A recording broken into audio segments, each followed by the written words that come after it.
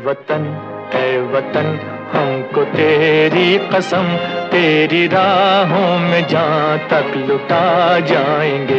भूल क्या चीज है तेरे कदमों पे हम भेंट अपने सरों की चढ़ा जाएंगे। ऐ वतन हमको तेरी कसम, तेरी राहों में जहाँ तक लुटा जाएंगे। ऐ वतन कारगिल विजय दिनाच्या तुम्हा सगळ्यांना हार्दिक शुभेच्छा। तुम्ही ऐकत आहात MGM 90.8 FM, साथ है तो बात है। शो सुरू आपला ऑल इज वेल आणि RJ अमृता आहे तुमच्यासोबत। आज आहे कारगिल विजय दिवस आणि त्यानिमित्ताने आज आपण Kargil hero retired army person Bhausaheb Bade यांच्यासोबत चर्चा करणार आहोत। हॅलो, नमस्कार सर, तुमचं MGM 90.8 FM वर खूप खूप स्वागत। सर्वप्रथमतः जय हिंद अँड नमस्कार FM रेडिओ स्टाफसाठी आणि सर्व श्रोत्यांसाठी। सर, तुम्हाला आज कारगिल विजय दिवस आहे, आजच्या दिवसाच्या तुम्हाला मनपूर्वक शुभेच्छा। आपणांना पण थँक्यू। सर, मला सगळ्यात पहिला प्रश्न तुम्हाला हा विचारायचा आहे की तुम्हाला म्हणजे आर्मीमध्ये का जावं वाटलं? बिलकुल करेक्ट क्वेश्चन आहे हा। माझा पारिवारिक परंपरा आहे की माझ्या आईकडच्या परिवाराकडून सगळेच आर्मीमध्ये होते आणि एक उमंग होती भरती होण्याची, फौजी बनण्याची, त्यासाठी गेलो। आणि सर, म्हणजे तुम्ही कधी जॉईन झालात? तुम्ही तुमची जॉईनिंगची नेमकी प्रोसेस कशी होती? त्यावर घरच्यांची प्रतिक्रिया कशी होती? मी कॉलेजला असताना 1995 साली भरती झालो। त्यावेळेस घरच्यांची प्रतिक्रिया अशी होती की आम्ही मुळात 2 बंधू आहोत, तर त्याच्यापैकी मोठा बंधू ऑलरेडी फौजमध्ये होता। तर आईवडिलांची इच्छा होती की आता तू MPSC कर, अधिकारी बन इकडे, पण फौजमध्ये दोघं बंधू जाऊ नका। तरी सुद्धा मी एक फौजी बनण्याची उमंग होती म्हणून फौजमध्ये गेलो। आणि सर, तुमची निवड प्रक्रिया त्यावेळी कशी होती? म्हणजे आता तेव्हा कशी निवड व्हायची मिलिटरीमध्ये जायचं असेल तर? येस मॅम, आमच्या वेळेस 1995ला माझी सिलेक्शन झालं। त्यावेळेस प्रथमतः फिजिकल, त्याच्यानंतर मेडिकल आणि त्याच्यानंतर 8 ते 10 दिवसानंतर आमची रिटर्न टेस्ट झाली। त्याच्यामध्ये मी क्लर्क SKT अप्लाय केलेला होता, मी सिलेक्ट झालो। बट ज्यावेळेस सेंटरला गेलो मी कोर ऑफ सिग्नलच्या जबलपूरला, तर तिथे टेक्निकलच्या वॅकन्सी जादा असल्यामुळे मी तिथे एक्झाम देऊन टेक्निकलला सिलेक्ट झालो। अच्छा, आणि तुम्ही जॉईन झालात आणि कुठे कुठे काम केलं, कशी कशी तुम्हाला पुढे संधी मिळत गेली आणि कसं तुमचं हे झालं करिअर तिथे? येस मॅम, ज्यावेळेस मी जबलपूरला सेंटरला गेलो त्यावेळेस माझी फिजिकल ट्रेनिंग झाली आणि माझं टेक्निकल कन्व्हर्शन झाल्यामुळं मला टेलिकॉम मेकॅनिक म्हणून एक पद भेटलं आणि मी त्याच्यावर कार्य केलं। त्यानंतर तिथे डिप्लोमा केला टेलिकम्युनिकेशनचा। त्याच्यानंतर मी युनिटला गेलो। त्याच्यानंतर काही दिवसांनी मी असोसिएटेड डिग्री केली NTC आणि असे मी ॲज ए इंजिनियर वर्क केलं सर तिथे।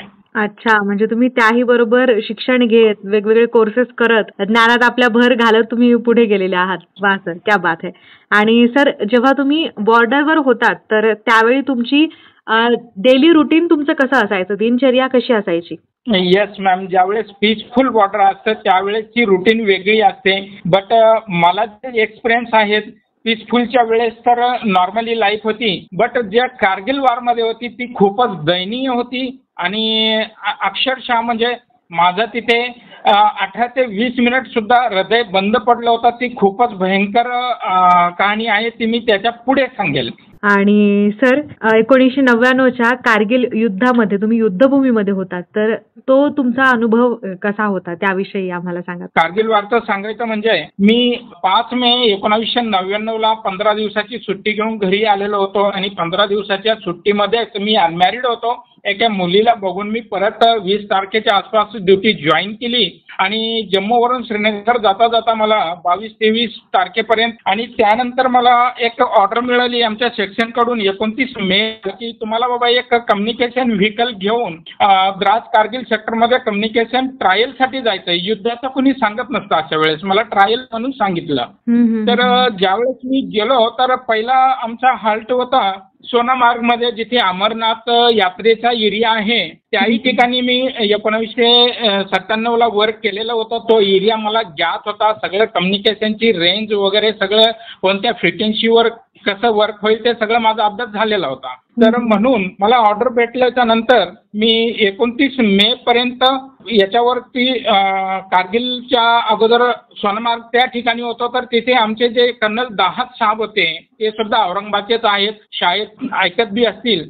तर त्यांनी तिथे आमचा छोटासा इंटरव्ह्यू सांगितलं की ज्यावेळेस कारगिल एरियाकडे जाल तर त्याच्या अगोदर गाडीमध्ये कम्युनिकेशनची जी आमची एक शेल्टर असतं तर त्याच्यामध्ये 2-2, 3-3 किलो चणे घेऊन जाऊयात, हे तुम्हाला कुठेतरी मदत करतील असं त्यांनी सांगितलं. त्यांचे मी आजपर्यंत त्या सरांचे थँक्स अदा करतो की यस, आमचे जे आर्मी ऑफिसर्स आहेत त्यांच्यात क्वालिटी असते, एक्सपिरियन्स असतं आणि रिअली हिरो असतात ते.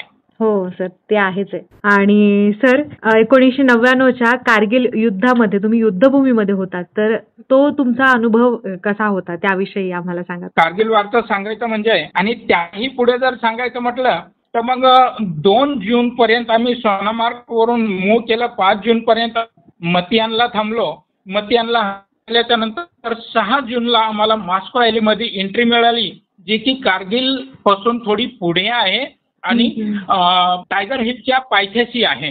तर 28 जून पर्यंत आम्ही डेली नाईट मुव्हमेंट करत होतो. तिथे गाडीचे लाईट सुद्धा रात्री चालवता येत नाही. एक वेळेस माझी कम्युनिकेशन व्हेहिकल पलटता वाचली आणि आम्ही तिथे बचलो. त्याच्यानंतर 29 जून मध्ये ऍक्टिव्हिटी खूप मेजर ऍक्टिव्हिटी सुरू झाली. बोथ साईडनी फायर येऊ लागले. आम्ही कम्युनिकेशनच्या ड्युटीमध्ये होतो. तर आता मेजर ऍक्टिव्हिटी सांगायची तर अशी कंडिशन त्या ठिकाणी होती की आम्हाला जवळजवळ 15 जुलैपर्यंत मेसचा खाना मिळत होता. कम्युनिकेशन आम्ही देत होतो. स्नान वगैरे करायला काही मिळत नव्हतं. बर्फाचं पाणी होतं, बर्फ एरिया होता. तरी सुद्धा आम्ही देश सेवेसाठी कम्युनिकेशनचं काम कंटिन्यू करत होतो आणि कम्युनिकेशन सेंटरचा इन्चार्ज मी त्या एरियामध्ये होतो. आणि अशी ऍक्टिव्हिटी असताना माझी गाडी ही कम्युनिकेशन व्हेहिकल असल्यामुळे एकदम सुनसान एरियामध्ये होती. तिथून आम्ही लाईन थ्रो बाकी एक्सचेंजला कम्युनिकेशन दिलेलं होतं. एक वेळेस तर माझ्या RR गाडीवरती रेडिओ रिले ज्याला आपण म्हणतो, RR गाडीच्या अँटिनावरती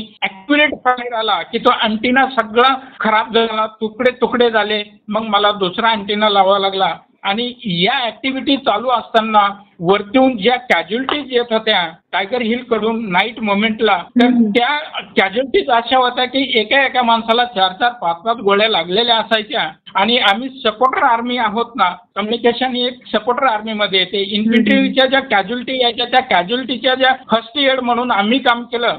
आमच्या व्हेकल जवळ त्यांना झोपून किंवा ते झोपलेलेच म्हणजे बेशुद्ध असायचे, त्यांच्या शरीरातल्या ज्या गोळ्या आहेत त्या पहिल्या रिमूव्ह कराव्या लागतात. हे आम्हाला पहिला आर्मीमध्ये शिकवलं जातं. तर आम्ही त्या गोळ्या चम्मच किंवा चाकूने रिलीज केल्या, काढून घेतल्या आणि त्याच्यानंतर बेस कॅम्प श्रीनगरकडून हेलिकॉप्टर बोलवून नाईट टू नाईट त्यांना मुव्हमेंट करून दिलं. श्रीनगरपर्यंत पोहोचले. बरेचसे सैनिक माझ्या कार्यामुळे वाचवलेले सुद्धा आहेत. आणि त्याच्यातलंच एक सांगायचं म्हणजे 16 गोळ्या लागूनही योगेंदर साहब, सुभेदार योगेंदर साहब आज जिवंत आहेत, याची मला खूपच कौतुक वाटते. ते तर एवढे बेशुद्ध होते की त्यांचं कोणालाच शक्यता नव्हती की हे वाचतील म्हणून. आणि या काळामध्ये सांगायचं म्हटलं तर 15 जुलैच्या नंतर आम्हाला मेस नसताना आम्ही आमची जी दिनचर्या जगत होतो, आमचं ध्येय एकच होतं की कसंही जिवंत राहायचं. बट कारगिल वॉर ॲक्टिव्हिटीमध्ये कम्युनिकेशन ब्रेक होऊ द्यायचं नाही. की युद्धामध्ये कम्युनिकेशन अगर स्ट्रॉंग असेल तर युद्ध जिंकणं हे काही मोठी बाब नाही आहे. त्यासाठी कम्युनिकेशनवर खूप जोर असायचा. तर आम्ही जवळजवळ 11 ते 12 दिवस आम्ही बिना जेवण केवळ चणे भिजून खाल्ले आणि या भारत देशाच्या युद्धामध्ये आम्ही आमचे कार्य केले आणि विजय मिळवलेला आहे. Grand salute sir. म्हणजे आम्ही बघतो, जेव्हा मूव्हीज बघतो अनेक गोष्टी आम्ही ऐकतो, तर तेव्हा त्यातली ही रियालिटी जी आहे म्हणजे डेली लाईफ तुमची कशी होत असेल याच्याकडे आपलं लक्ष जात नाही. आपल्याला म्हणजे हे दिसतं देशाला आपल्या संरक्षण दिलेलं आहे, विजय मिळवलेला आहे, एवढा मोठा विजय दिवस आपण आज साजरा करत आहोत. हे फक्त तुमचं श्रेय आहे सगळ्या आपल्या आर्मीचं. तुम्ही रोजची तुमची दिनचर्या कशी असेल, तुम्हाला खायला काय मिळत असेल, ह्या गोष्टीकडे सर्वसामान्य लोकांचं किंवा आमचंही लक्षही जात नाही सर. म्हणजे ही एक डेली स्ट्रगल आणि 11 दिवस काही न खाता आपण आपल्या कामासाठी तत्पर राहणं, तेही श्रमाचं काम करण्यासाठी. आणि याही पलीकडे सांगायचं म्हणजे ज्यावेळेस हे युद्धाचा शेवटचा समय होता की 20-22 जुलैला एक अशी सेलिंग आली आमच्या कम्युनिकेशन व्हेकलवर. आम्ही ज्या ठिकाणी गड्ड्यामध्ये फायर चालू असताना बसलेलो होतो त्या गड्ड्याच्या शेजारी एक मोठी शिळा होती आणि त्या शिळावर तिकडच्या आरटी फायर आला. त्या शिळाचे तुकडे तुकडे झाले आणि त्याचे बरेचसे तुकडे माझ्या खांद्यावर आणि राईट लॅगवर पायाला लागल्यामुळे माझ्या पायामध्ये फ्रॅक्चर आला. माझा शोल्डर डिस्लोकेटेड झालेला आहे. आजही माझा शोल्डर डिस्लोकेटेड आहे आणि मी तो पाय माझ्याकडे तिथे ट्रीटमेंट घेण्यासाठी मेडिकल प्रोव्हिजन काहीही नसल्यामुळे माझ्या जवळची जी शॉल आणि आयोडेक्स जे होतं ते आयोडेक्स पायाला लावून आणि शॉल गुंडाळून बिना बूट घालता मी जवळजवळ 10 ते 12 दिवस तसाच पाय ओढत कम्युनिकेशन ड्युटी केलेली आहे आणि युद्ध विजय मिळवलेला आहे. Grand salute sir, great. म्हणजे याच्या पुढची सर्व्हिस नसूच शकते जगामध्ये. आपल्या देशासाठी, आपल्या भारत मातेसाठी एवढं जास्त योगदान नसूच शकतं आणि खरंच माझ्या आता पण डोळ्यात पाणी येते सर अक्षरशः खरं ऐकूनच. म्हणजे खूप ग्रेट गोष्ट आहे आणि आजच्या या दिवसाच्या तुम्हाला खरं म्हणजे मनापासून शुभेच्छा. तुम्हा सगळ्यांमुळे हा विजय दिवस आपण आज साजरा करत आहोत. तर तुम्ही आता एक म्हणाला होतात की तुमचं हृदय बंद पडलं होतं तेव्हाच ते तुम्ही सांगत होतात. नेमकं काय झालं होतं? हा, तेच सांगत होतो की ज्यावेळेस ही शिला फुटून ज्यावेळेस आम्हाला त्याचे स्प्लेंडर लागले, त्या तुकड्याला स्प्लेंडर म्हणतात आमच्या युद्धाच्या भाषेमध्ये, तर त्या स्प्लेंडर लागल्यामुळे मी बेहोश झालो होतो. जवळजवळ मी 12 ते 15 मिनिट बेहोश असेल. माझे साथी जे होते ते साथीनी ऍक्शन घेतली की मी आवाज देऊन सुद्धा उठत नाही. त्यांनी मला झोपवलं आणि पायातल्या बुटासकट त्यांनी मला तुडवलं. तुडायल्याच्या नंतर माझ्या छातीतून स्वर निर्माण झाला, गळ्यातून स्वर आला. त्यावेळेस त्यांनी एकमेकाला सांगितलं की बोले बडे जिंदा है अभी उसको बिठाओ.